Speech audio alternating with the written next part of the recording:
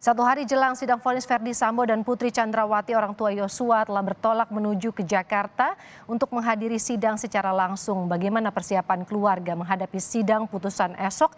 Sudah hadir melalui sambungan daring kuasa hukum keluarga Yosua, Martin Lukas Simanjuntak. Bang Martin, selamat siang. Terima kasih sudah bergabung di Kompas Siang. Selamat siang, Mbak Woro. Apa Bang kabar? Martin, keluarga sudah bersiap, sudah berangkat ya artinya ya hari ini, hari Minggu ini. Eh, sudah di bandara, Oke. berangkatnya kalau nggak salah jam 11.30 ya. Baik, tadi dikatakan keluarga sudah lapang menerima bagaimanapun keputusan atau vonis yang akan diberikan oleh hakim. Tapi sebelumnya juga ada harapan besar dari ayah Yosua, Verdi Sambo ini mendapat hukuman maksimal, hukuman mati. Begitu juga dengan Putri Chandrawati. Bagaimana apa yang disampaikan oleh pihak keluarga kepada Bang Martin?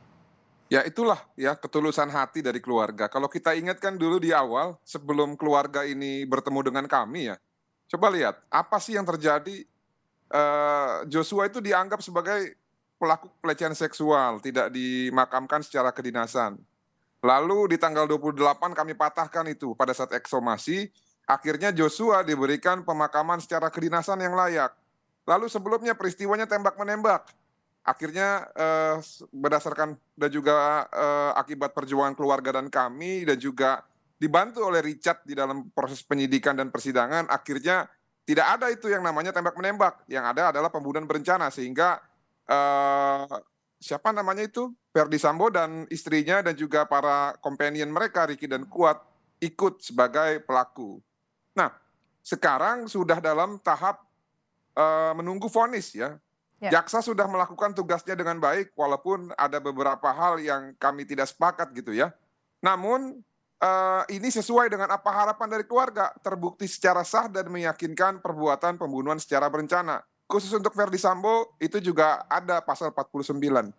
Nah, tidak salah rasanya apabila keluarga berharap ya, mengingat juga tidak ada hal yang meringankan, maka apabila bisa divonis maksimal ya itu adalah suatu ketetapan hakim. Namun apabila tidak ya, tadi kan seperti keluarga yang sampaikan bahwa apapun akan dihargai. Tapi Ya. kalau menurut saya ya, menurut pandangan saya, vonis untuk Bapak Verdi Sambo tidak akan jauh dari 3 ancaman hukuman yang ada di pasal 340. Nah, Baik, yang menarik adalah sekarang Ibu Putri Chandrawati. betul. Ibu Putri Chandrawati ini adalah sebagai pemicu, bukan sebagai penyerta biasa. Nah, keluarga memberikan kepada kami kewenangan untuk bisa menjawab terhadap pers. Apa yang layak untuk Putri Chandrawati? Menurut kacamata hukum saya, yang layak untuk Bu Putri Chandrawati sesuai dengan tuntutan jaksa dan kesimpulannya ya, bahwa terjadi bukan pemerkosaan melainkan perselingkuhan yang juga keluarga tolak, maka derajatnya adalah sebagai pelaku kedua. Maka Bu Putri Chandrawati layak dihukum minimal 2 kali lipat dari tuntutan jaksa atau maksimal 20 tahun penjara. Kenapa seperti itu? Karena kalau seumur hidup itu tidak adil juga, Ya. Mbak Woro. Kenapa?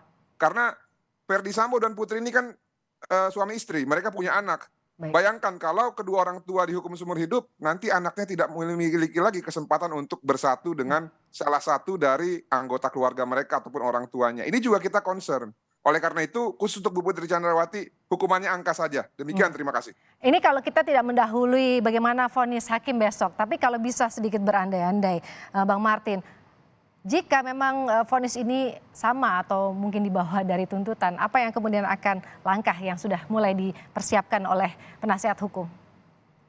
Ya, kalau menurut saya kalau di bawah dari tuntutan jaksa ya, kami akan bersurat kepada jaksa agar melakukan upaya hukum banding, ya. Dan tentunya juga kami akan mencermati apa pertimbangannya sehingga terdakwa Putri Chandrawati misalkan ya divonis ataupun diputus di bawah tuntutan ataupun mungkin dilepaskan ataupun dibebaskan gitu ya. Kami akan mencermati pertimbangannya dan kami akan sesuaikan dengan bukti-bukti yang sudah menjadi fakta di depan persidangan. Kalau ada sesuatu hal yang ganjil ataupun menyimpang, tentunya kan kita juga punya hak ya untuk berbicara ya. Namun apapun itu, yang pasti kita tetap harus menghormati putusan hakim, seperti ada azas hukum ya, bahwa keputusan hakim itu adalah harus dianggap benar dan harus dijalankan ya. Nah, namun kan kita juga punya hak.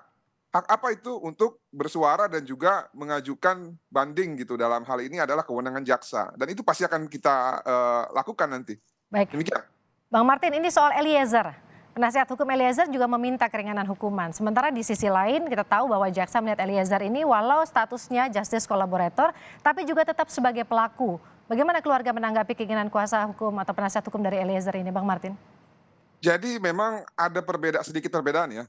Kalau keluarga kan minta Richard Eliezer adalah terdakwa yang wajib diberikan putusan hukum ya ataupun hukuman yang paling ringan dari antara terdakwa yang lain. Sampai di situ keluarga sependapat gitu ya. Nah, namun kalau untuk lepas memang ini kewenangan majelis hakim dan saya perlu konsultasi lagi apakah keluarga setuju atau tidak. Namun apapun itu menurut saya dalam hal ini ya JPU agak sedikit keliru gitu kalau menganggap bahwa Richard itu walaupun menembak ya sebagai pelaku kedua. Enggak begitu cara pikirnya. Dalam perkara ini yang saya lihat ya dan juga yang keluarga inginkan adalah pelaku utama itu adalah siapa yang pertama kali memiliki niat jahat dan merencanakan.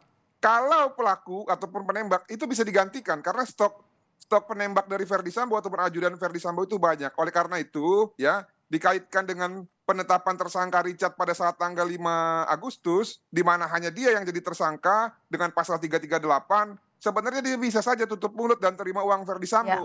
Namun apa yang dilakukan? Dia justru membuka kasus ini. Nah, oleh karena itu jasa Richard itu besar. Dia layak untuk dipertimbangkan, diringankan. Dan kalaupun memang tidak bisa lepas, saya pernah sampaikan di program Dua Arah ya, ya vonis saja sesuai dengan masa tahanannya gitu loh ya. Dan dengan catatan perintahnya langsung dikeluarkan dari tahanan. Itu kan juga fair menurut saya. Yang penting perbuatan itu terbukti bahwa memang itu perbuatan yang salah dan tidak boleh lagi dilakukan oleh orang lain. Tapi kejujuran dan pengakuan Itu juga patut serta dipertimbangkan tanggung jawab seperti itu ya. yang sudah dilakukan oleh Richard itulah yang penting.